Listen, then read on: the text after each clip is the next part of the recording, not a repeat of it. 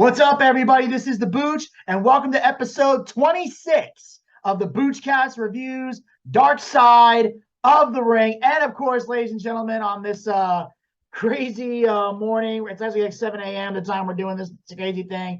Ladies and gentlemen, please welcome to the Boochcast. I'm here with the one and only Mr. Gator, Ricky Ross. Hello, children. I got sprayed.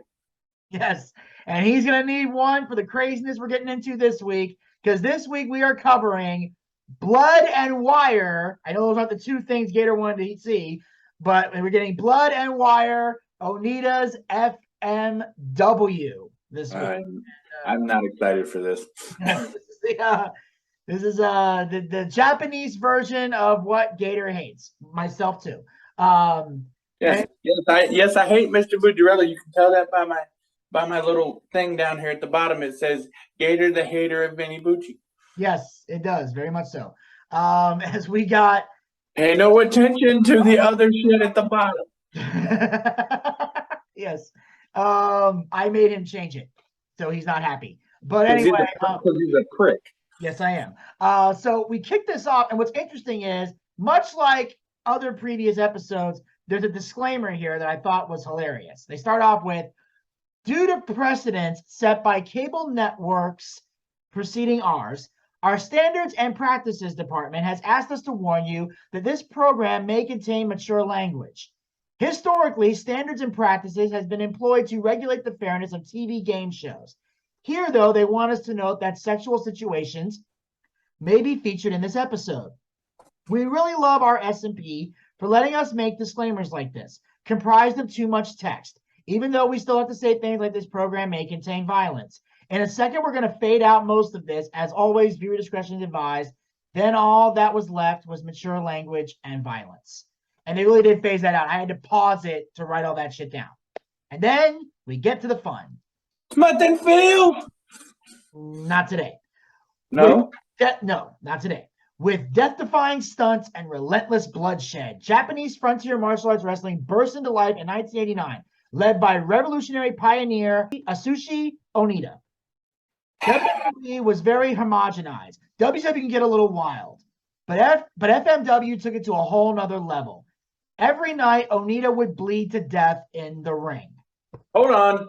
Yes? It is time for a history lesson with your Uncle Gator. Hi, I'm your Uncle Gator.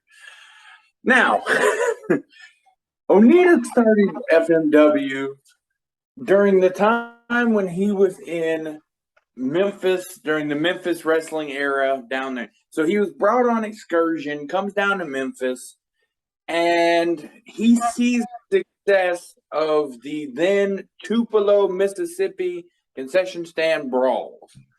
So these angles are basically the baby faces and the heels brawling in a concession stand, hardcore pandemonium bullshit. And he thinks, oh, I can do a whole company of this. And FMW is born. Yes. This has been a history lesson with your Uncle Gator. I'm your Uncle Gator. Absolutely. Now, he says other wrestlers have more good moves or a nice body or something, but Onita has something inside, like a fighting spirit. By putting himself and his roster of wrestlers in increasingly dangerous situations, Onita filled stadiums with diehard fans and became a global icon of hardcore wrestling. Wait a minute. He was a global icon and a national treasure. Yes, he was. To the Japanese wrestling, he was a global icon and a national treasure. They were known for their imagination, as well as hold up. What? They were known for their imagination, as well as their brutality. They would have no. Wait a minute. Their imagination, their creativity. Is that what you're trying to say? Yes, they were. Oh yes. Because that's exactly what you want to be known for. Oh, he was ugly as fuck, but he was so creative. He walked up in that school with that black trench coat and that fucking machine gun. He was so fucking creative. He was so autistic. Little Jimmy was a fucking nutcase, you know. Little Ted, he was wonderful as a child, but then he started beating cats to death with a hammer. hey, What could go wrong? Oh, don't worry about that that brown Volkswagen Bug. There's nothing to worry about, children. He was creative. All right. Well, here's what could go Creative. wrong. Because nothing bad ever happened when you were fucking creative. Yeah. Oh, I'm creative. Hi, my name is John Wayne Gacy. See my clown?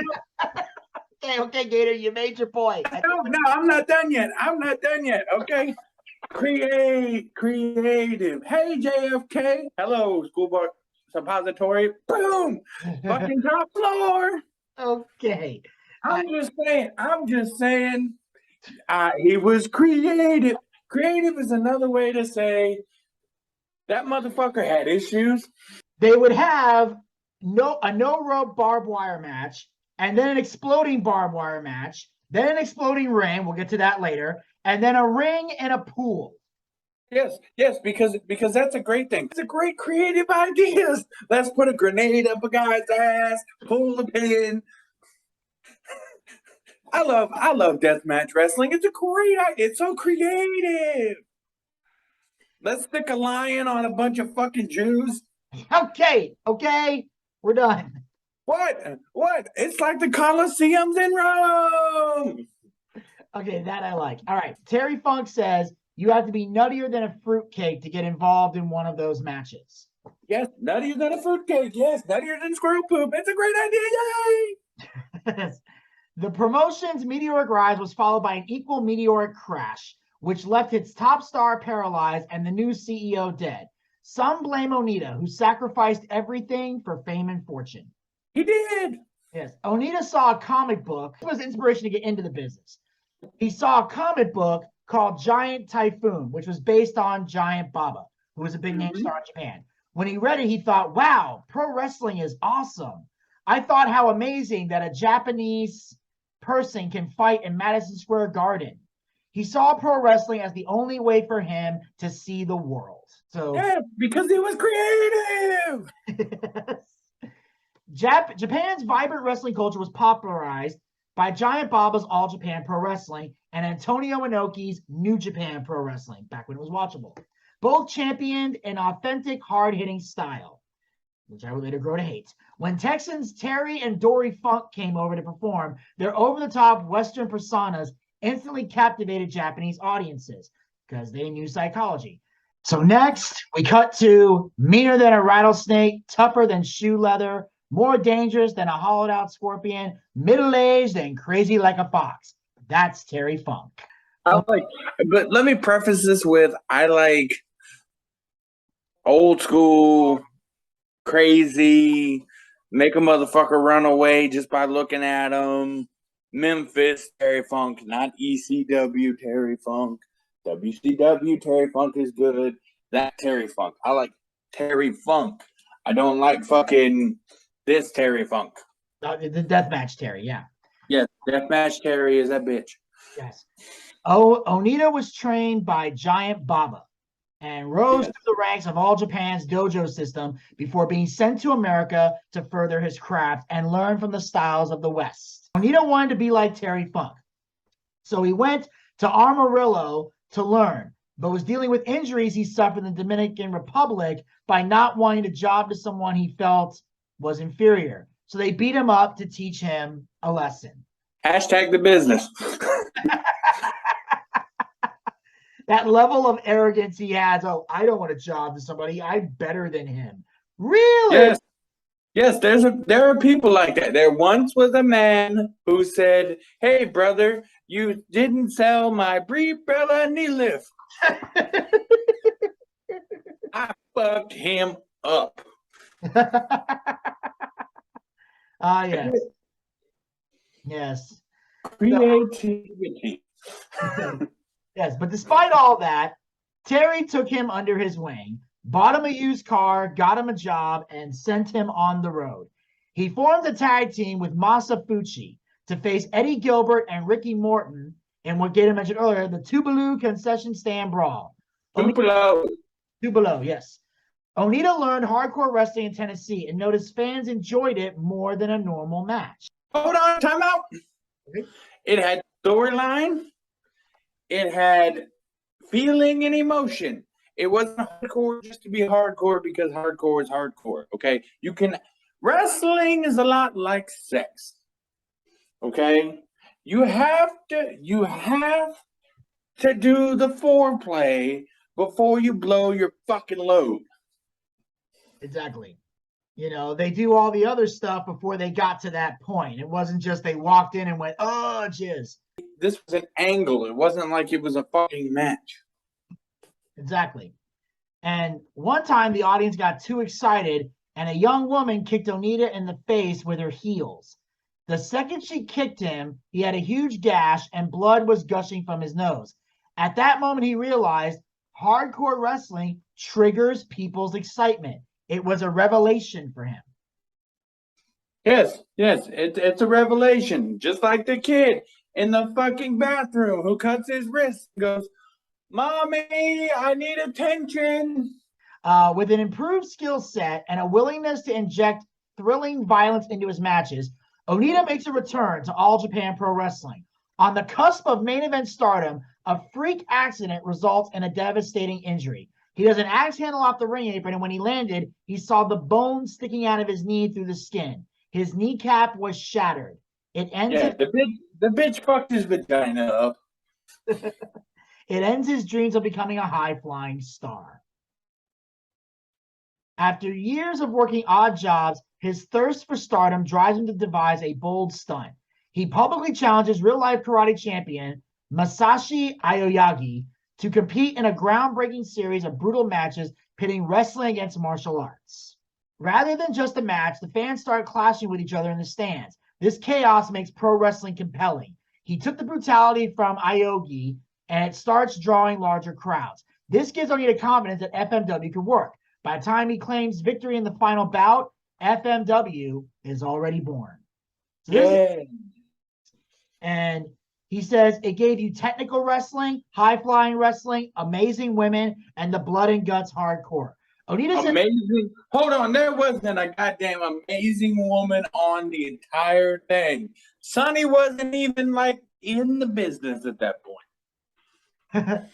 Onita says people get bored with just one thing. An important thing to remember in entertainment is to always push further. No comment. Onita always push further. Always keep doing things that you know you're not supposed to do. Oh, look, barbed wire. Next show. Oh, look, I'm going to set a motherfucker on fucking fire. Oh, look, next show, I'm going to take a water hose, fucking throw a toaster at him while it's plugged in. Okay. I'm gonna cover myself in honey and wrestle a bear. And I'm gonna smash myself in the nuts with a hammer.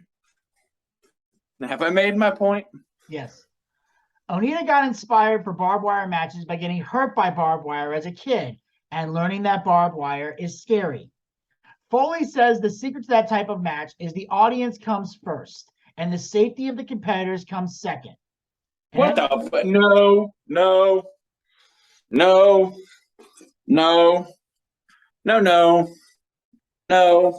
Fuck the audience. I gotta get my paycheck.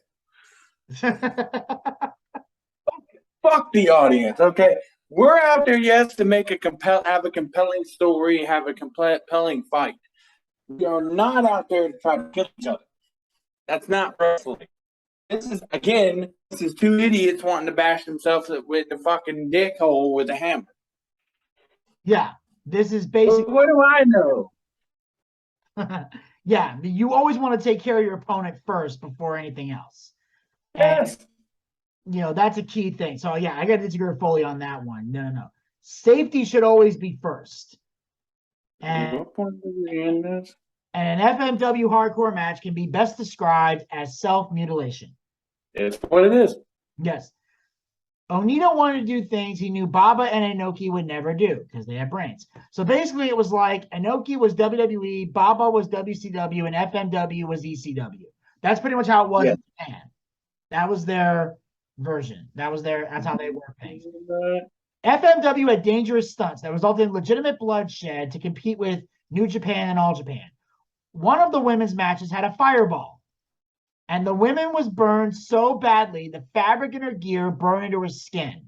Foley's getting ready for his match, and you can hear her screaming in pain just before his main event match. Well, sometimes it happens. Sometimes the wax. Oh, we're talking about wrestling. No, I'm just saying, like, don't do shit you don't know how to do. Exactly. If you want my body and you think no. Yeah, so she basically set herself on fire and then married Joey Janela. So anyway, we got. So next we have. I'm okay. I'm just in the floor. I'm fine. Okay. Anyway, what are you hiding from?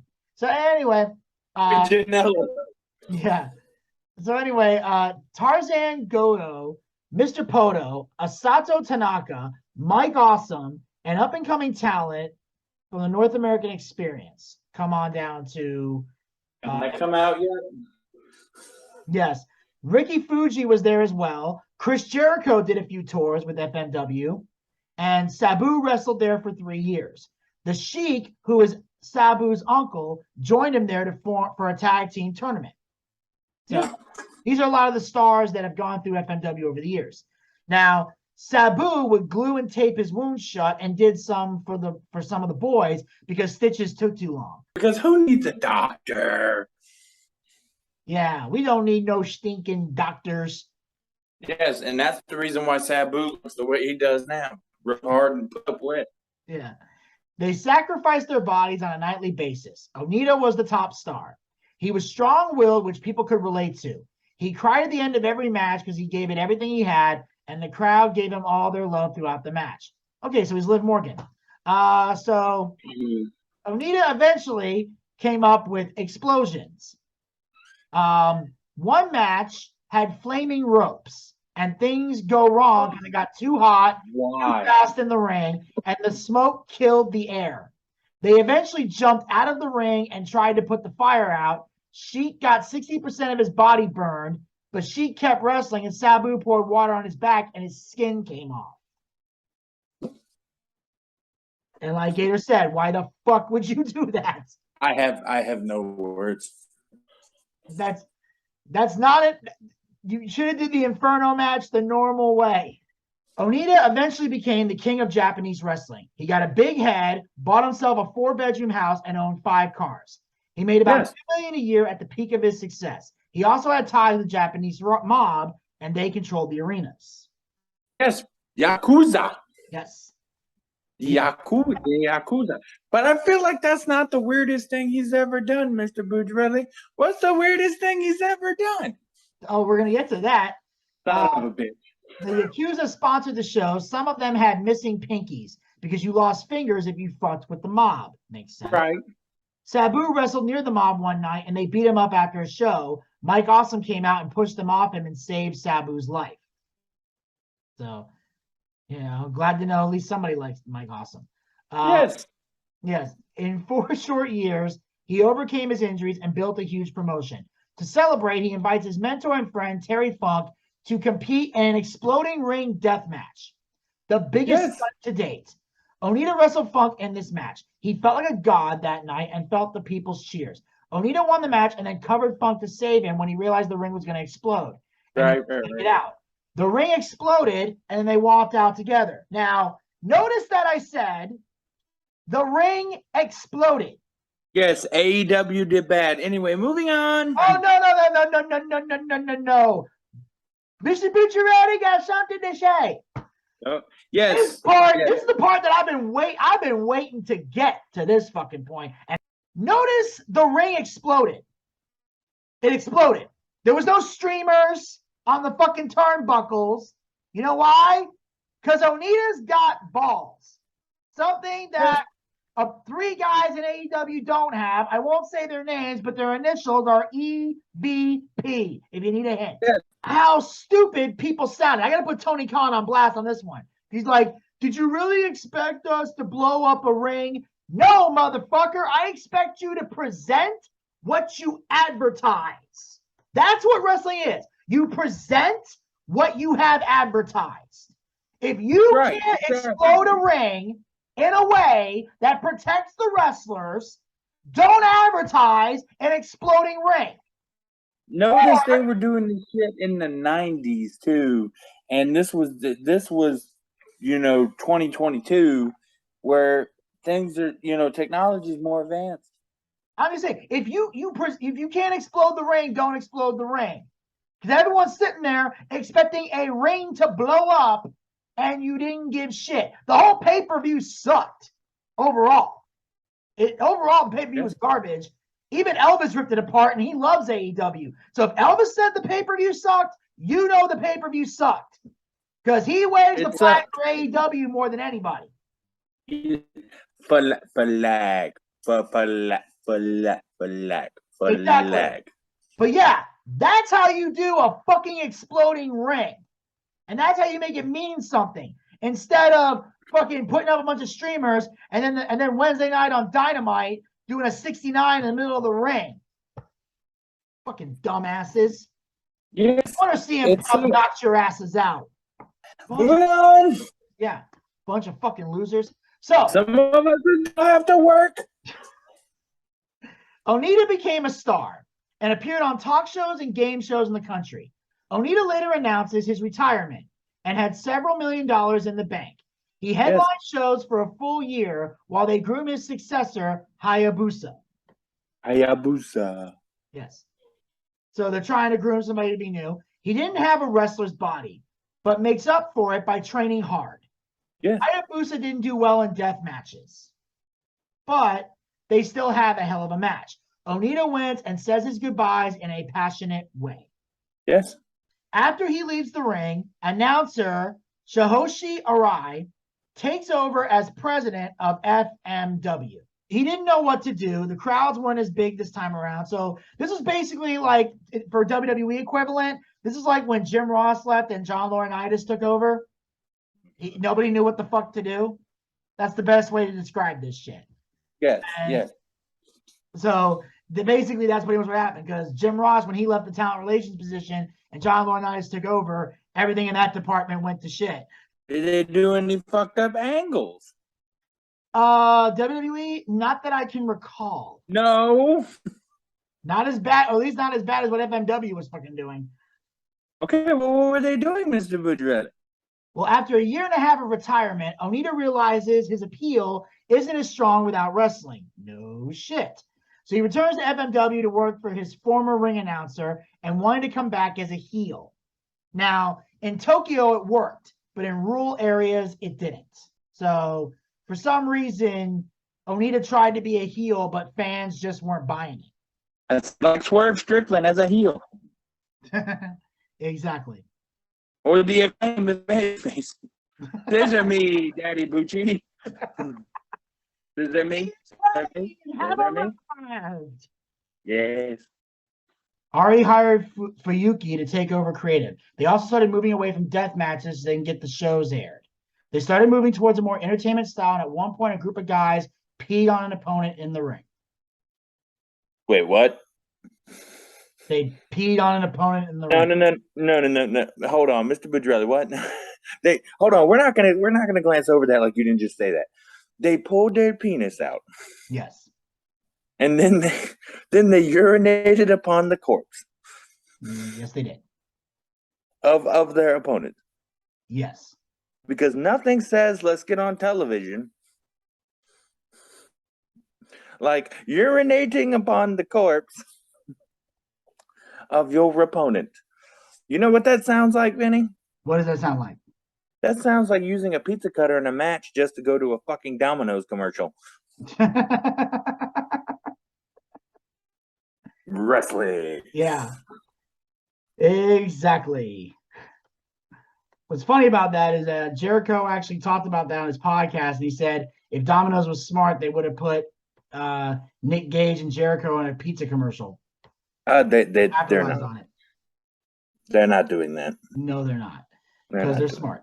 Onita and Fuyuki started butting heads. Arai asked Onita to leave to make room for Hayabusa. He struggled to draw a crowd. In 2001, did a moonsault off the second rope. He slipped and landed on his forehead, and he would wind up getting paralyzed. Arai owed the Yakuza money and had to borrow from loan sharks. He eventually hung himself in a schoolyard after not being able to pay them back and getting divorced. You know what? You know what's good about that, Mr. Bucciarelli? What's that? It's creative.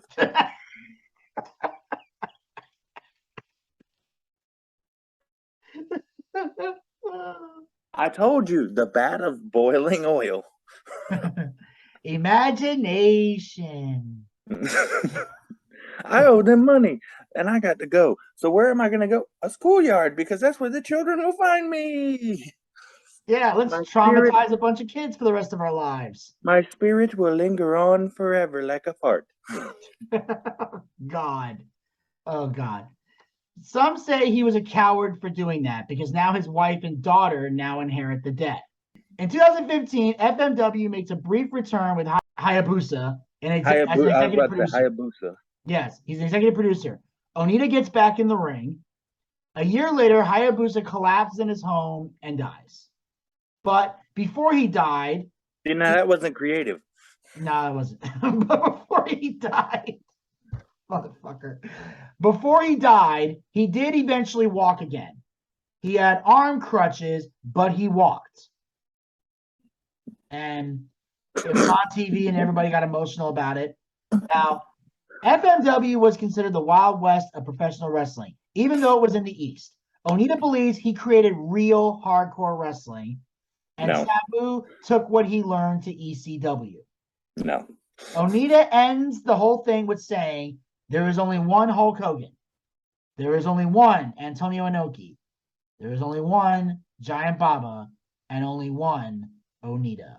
One generation, no successor.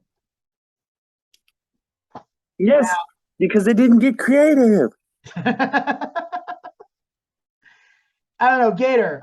As someone who is enmeshed in wrestling history, how do you feel about Onita putting his name next to Hulk Hogan, Antonio Inoki, and Giant Baba? Okay. It would be like if I told you these were the 4 greatest comedians ever. Okay, Dane Cook, Bob Saget, George Carlin, Andrew Dice Clay. One of those things just doesn't belong there. Yeah, why would, dude? Don't do Bob Saget like that. He's dead. You know I was talking about Dane Cook. You know I was talking about. Yeah, I know, and I'm trying to ignore it because it would piss me off. So anyway, but yeah. So overall, ladies and gentlemen, that was FMW. That was basically the Japanese version of crazy hardcore shit, and they actually did partner up with ECW for a couple pay-per-views. I think we talked about that a while back. Yeah, we did. Because they brought in guys like Masato Tanaka. Yes. So basically a lot of the Japanese guys that came in, they were from FMW because that was the partnership they had because New Japan had the actually even Hayabusa. I think even Hayabusa was one that was brought in. Yeah. Yeah. I can't remember. He might have been. Yes, for like a 6-man or something. Yeah. Okay, yeah. So overall, ladies and gentlemen, that will conclude Boochcast Reviews Darkside of the Ring. As always, I thank Gator for being up this early to I got a ring. Yes, and make sure you guys tune in next week because next week's going to be fun for us because it's going to be a show filled with 3 magical things. Bikers, bombs, and bedlam. The story of Johnny Canine is going to be next week. That'll be myself, Gator Ricky Ross, and Elvis Dolinsky. We'll be getting together for But Mr. Bucciarelli, when do we get to talk about smut and filth? Oh, that's going to happen a little in the coming weeks. That's going to be that's what the final episode is going to be. Smut and filth. Yes. So make sure you guys follow the Boochcast on all of our social media platforms. The links will be down in the description box below. Follow us on all our social media platforms. Link is down in the description box below. Make sure you guys support the Boochcast. By going to anchor.fm/theboochcast/support. That'll be down in the description box. And of course, hit the subscribe button and ring that bell to be notified so you'll never miss another episode of Boochcast Reviews, Darkside of the Ring, as well as other additional Boochcast YouTube Yes, content. because we're on all the platforms, the Spotify, the Stitcher, no. Spotify, yes. Stitcher, no. We're on all of the platforms. Be a super fan and connect to all of them. Yes, absolutely. So We also have a Patreon. yeah, but you guys know the spiel by now. We're not going to torture you guys with it here. So we'll see you guys next time. Until then, pizza, baby. And I'm the Gator, and I'll see you later. Yeah.